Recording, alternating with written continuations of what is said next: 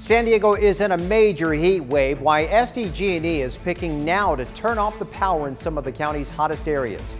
San Diego taking action as the demand increases for COVID testing sites. We're really proud of our company for stepping forward. And the big COVID safety requirement a local theater company will have for its audience as it gets ready to reopen. ABC 10 News at 6 starts now. Scorching heat is hitting parts of San Diego County, and thousands of SDG&E customers will soon be without power. Thank you for joining us. I'm Kimberly Hunt. And I'm Steve Atkins. Here's a look at SDG&E's planned outages over the next few days. Some of the outages will be in the far north and east county, where temperatures are expected to get close to triple digits. SDG&E says the outages are related to wildfire mitigation work and are necessary because of the high risk of fires right now. Wildfire work is just year round, and to the extent we pause, delay, or push this out, it just has a ripple effect of other work that we've had planned for a week or 2 weeks or 3 weeks from now. SDG&E says it does alert customers 7 to 10 days before it carries out a planned outage and also calls customers the day before. We have the full list of dates, times, and areas impacted by the outages on our website under the Resource tab. And our heat wave is already producing some eye-popping temperatures in the East County. Meteorologist Angelica Campos is joining us with a look at those numbers. Angelica. Hi, Kim. Yesterday we had a lot of places around 100 degrees. Today we did a little bit better in a few spots, but still quite hot. 118 in Ocotillo Wells, Campo over 100, Valley Center almost making it at 100 degrees with 99, Alpine, Ramona 97, San Diego did do a little bit better with 97 degrees. Our heat advisory and excessive heat warning have both been extended until 8 o'clock Thursday, which means most of the week we'll have to deal with excessive heat. It does get better. I'll pinpoint exactly when temperatures could drop below normal. Angelica, thank you. And of course, our hot weather increases the risk for people working and doing things outside. Our ABC 10 News reporter Mimi Alcala is in Poway, where hiker safety is a big concern. This is a popular trail here at Lake Poway, taking you up to Potato Chip Rock. But recently there were a couple of rescues. One problem is some hikers don't bring enough water, or they underestimate just how dangerous this excessive heat can get. The earlier you go, the better. As a heat advisory is in effect, Ray Buchong and Justina Estrada got their 3-hour hike from Lake Poway Trail to Potato Chip Rock started around 7:30 Tuesday morning before it got too warm. I just went ahead and just it's a really popular hike, so a lot of people have done it, so it looks pretty safe. For me, it was strenuous. It was a decent hike. I was sweating the whole way up and even coming down. While there were some challenges, the two came prepared. Testing out my hiking boots and my hiking poles. I have 2 liters of water. As temperatures are on the rise again, rescues are to be expected. Emergency crews have already responded to dozens of heat-related medical emergencies on popular trails around the county this year. The County of San Diego has also shut down 3 parks with hiking trails for the entire month due to the heat. The El Capitan Preserve near Lakeside, Hellhole Canyon Preserve in Valley Center, and the Mount Gower Preserve in Ramona will all be closed to the public through August, something that happens every year as the temperatures rise.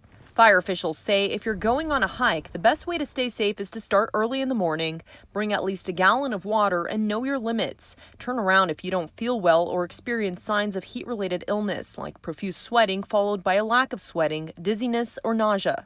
Bring lots of water. Don't be embarrassed to turn around if you're not feeling well. Reporting in Poway, Mimi Alcala, ABC 10 News. Turning to coronavirus, San Diego County is opening more testing sites. Health officials say they want to meet the increased demand before it overwhelms capacity.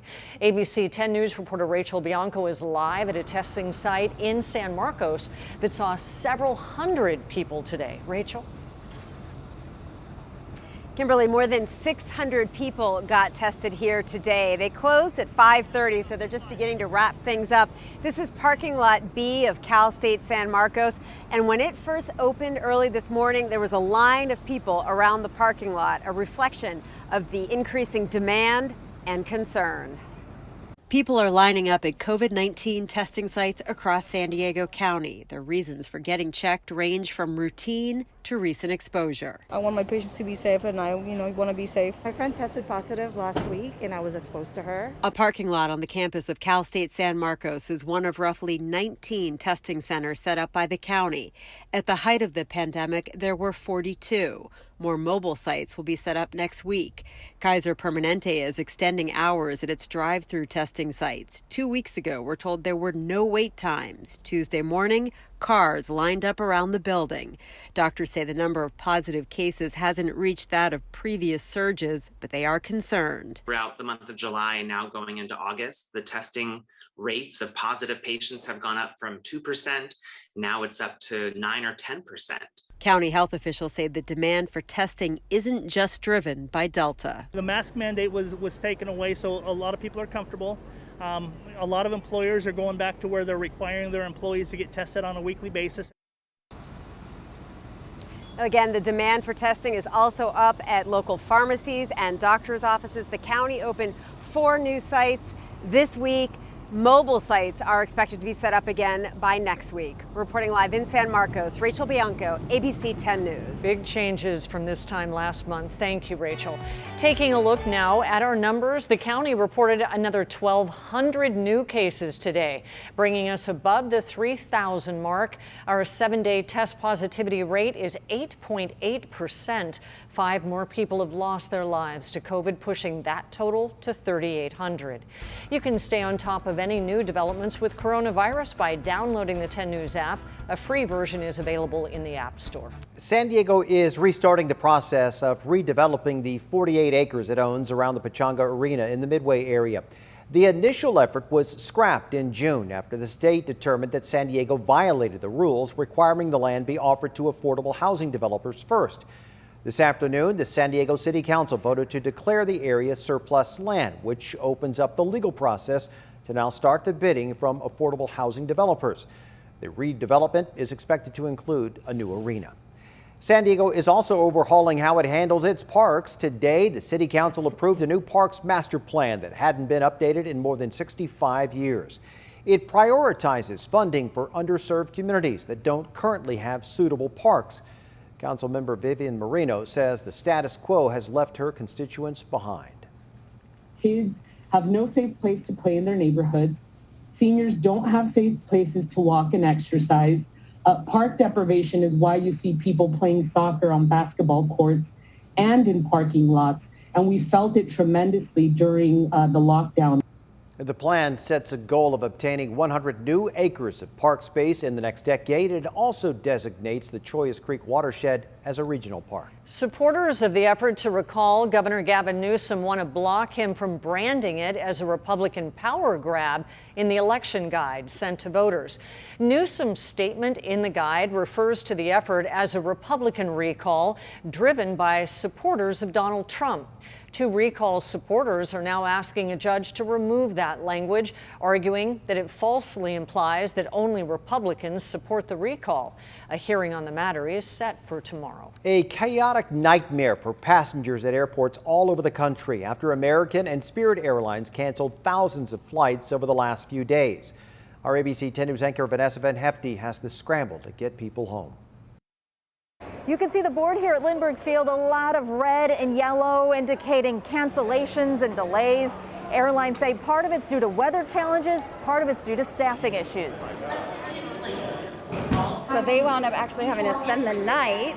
This mom was worried sick when her 2 teenagers had to spend the night at Houston on the airport floor. Their American flight canceled because of a pilot shortage. Certainly was stressful as a parent, having my teens travel by themselves for the first time. And, we just didn't know where will they be in the airport. So there were just a lot of details we had to work out, but it worked out okay. She says the airline did not offer hotel or food vouchers for the boys who came back hungry and homesick. Did have a concierge service because they're unaccompanied minors, so it worked out okay. This family showed up to Lindbergh Field to these cancellation signs at the Spirit counter. Their Texas flight canceled. They can't get home for at least 2 more days. Probably have to stay 2 more nights. More than 9% of Americans' flights were canceled Tuesday, according to FlightAware. About half were due to a shortage of flight crew. Airlines are also challenged with the recent travel surge. TSA screened 2.2 million people on Sunday, the most since February 2020. Bill Green says his flight to the East Coast with American delayed. I got through security and I was sitting there waiting, relaxed, and all of a sudden it came over on my text on the phone that originally was delayed to 10, then 6, then 10:30. Airlines right now scrambling to get back on track with all of this, reminding passengers, check your email and your flight status before coming to the airport. At Lindbergh Field, Vanessa Van Hefty, 10 News.